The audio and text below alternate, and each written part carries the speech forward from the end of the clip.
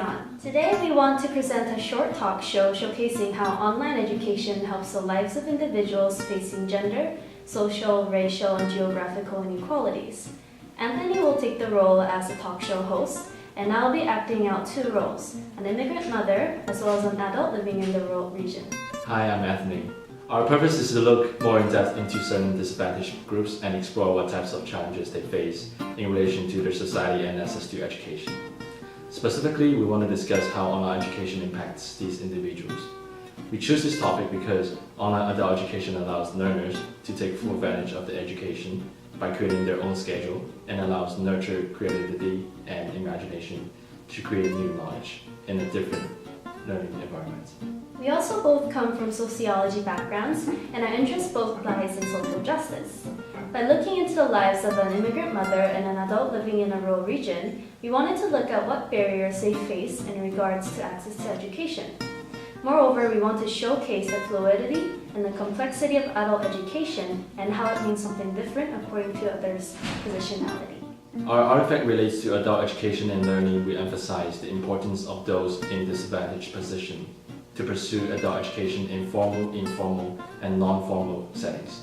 We believe that marginalized adults can benefit so much from pursuing adult education to empower themselves from continual personal improvement. The adult education is always changing, but for our talk show, it will take place in the 21st century, where online education plays a significant role in our digitized society. Moreover, in the 21st century, Western society is run by capitalism, and there is an ever-increasing gap between the powerful and the oppressed. Moreover, Western society is increasingly becoming individualized and fast-paced, and we will see how online education is a great alternative form of education to these adults. Welcome to Adult Educator Weekly! My name is Anthony, and I'll be your host tonight. In tonight's show, we have invited two special guests, Sion and Sarah. Together, we will explore some forms of adult education and go into detail of how they are experiencing major life changes. Our first guest is an adult learner living in the rural region who wants to share her experiences with MOOCs. Before we start, I would like to give a brief introduction of what MOOCs is. MOOCs is commonly referred to as massive open online courses. This is a relatively recent development in the online learning field.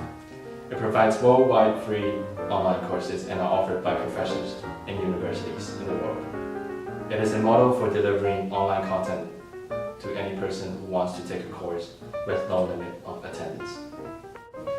Okay. Hi Sion, thank you for coming. How are you today? Great, it's a pleasure to be here today. Can you tell us a little bit about yourself? What do you do for a living? Well, Anthony, I've been raised in a chicken rural farm in Alberta, and my parents do not have a lot of formal education.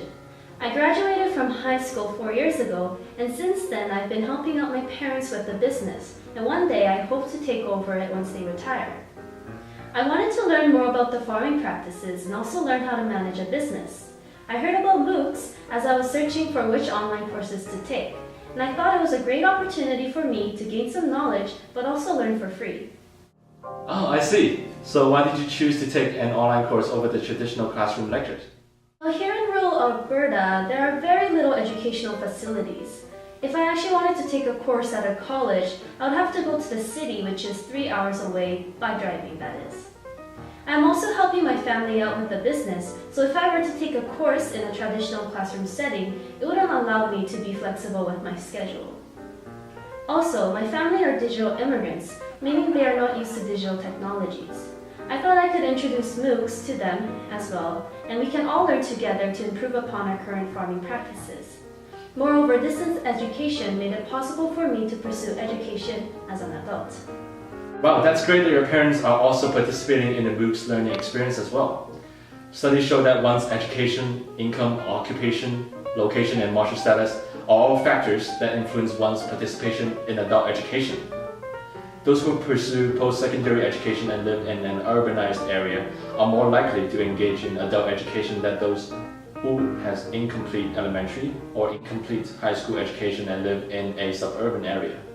Hence, it is interesting to know that those who might have greatly benefited from adult education did not participate. As you are taking MOOCs, what are some of the benefits that you receive from it? You actually bring up a great point.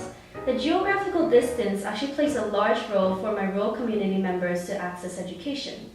By taking MOOCs, I learned that distance education is a great alternative for us to take ownership of our own learning experiences. I also like how I don't have any financial pressure to complete a MOOC course.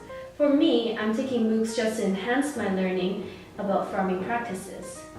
I remember in high school, we would learn about English and math, and I couldn't really see the importance of learning it.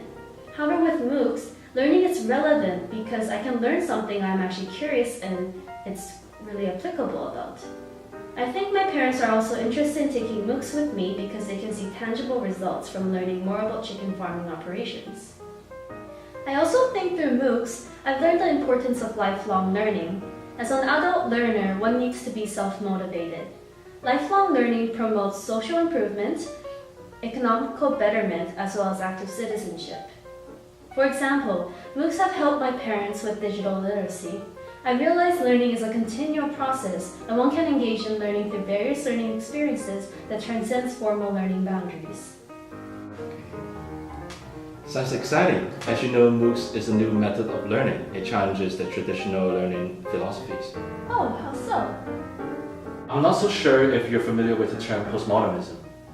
Postmodernism is a philosophical perspective that critiques the idea of rational thought, objectivity, progress, and organization in society. In other words, postmodernism rejects societal norms and promotes plurality and subjectivity. Interesting.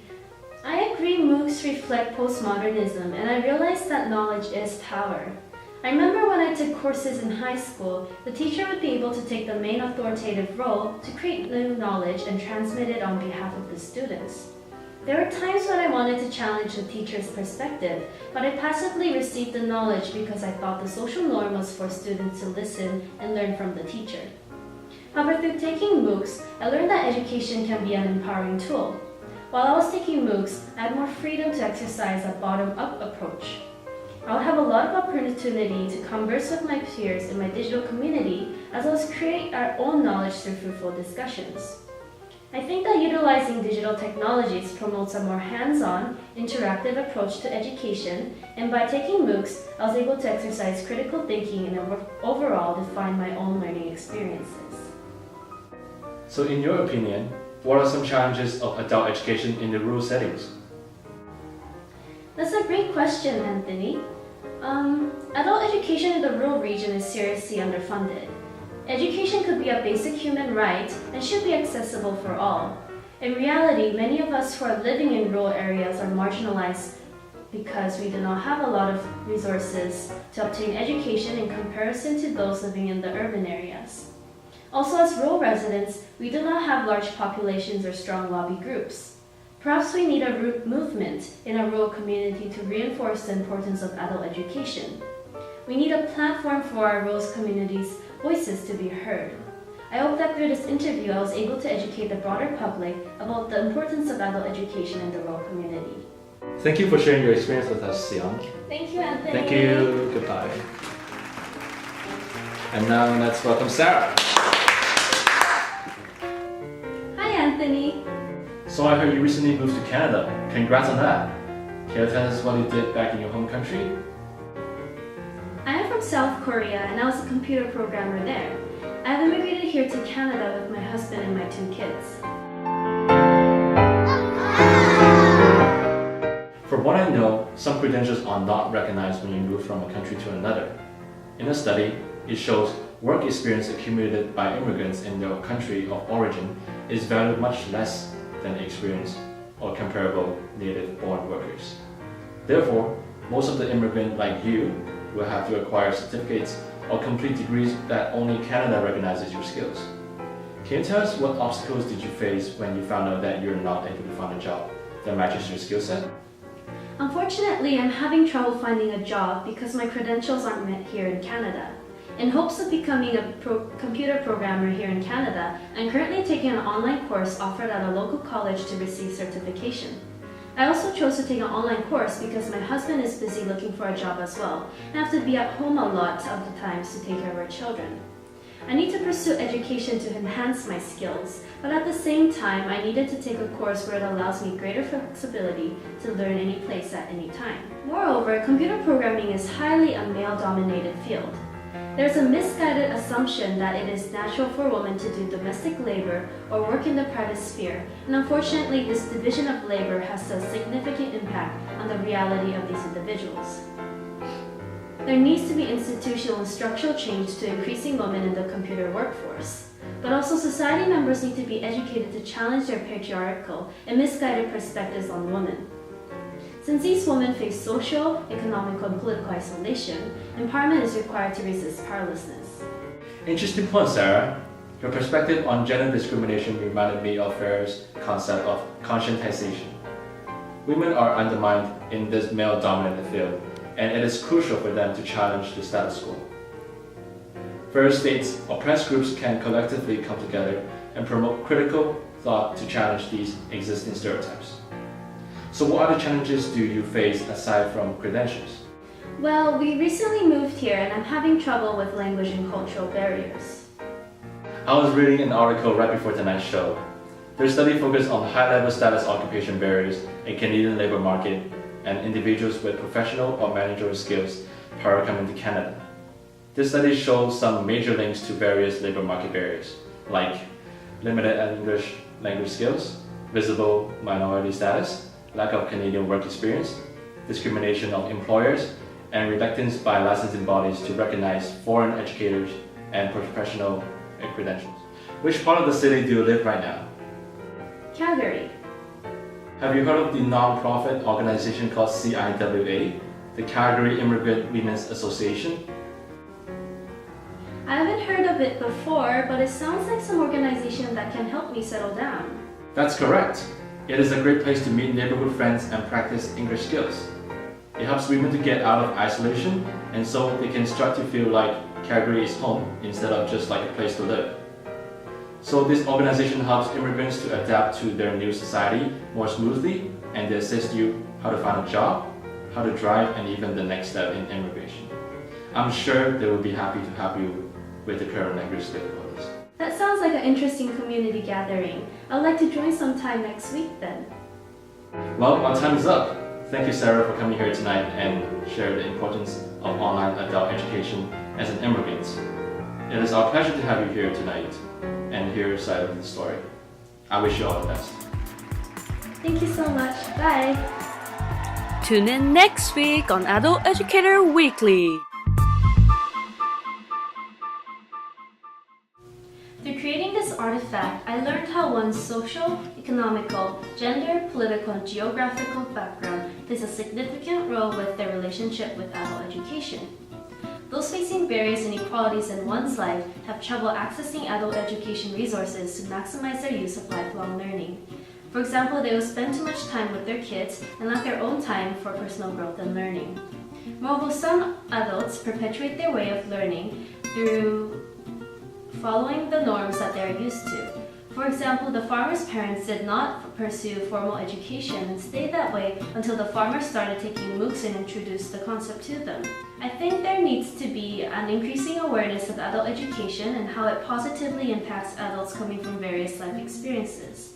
Perhaps people facing similar difficulties such as those living in the rural regions should be collectively mobilizing together to create their own organizations or movements to increase the funding for adult education resources in their own community. Through this project, I learned the importance of participation as involvement, as it truly empowers adults to take ownership of their own learning experiences.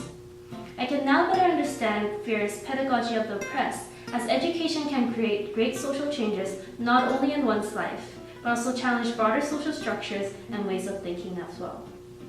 Creating our own artifact, we use a very interesting way for others and us to understand the impact of online adult education on not only students, but also disadvantaged people living in the same country.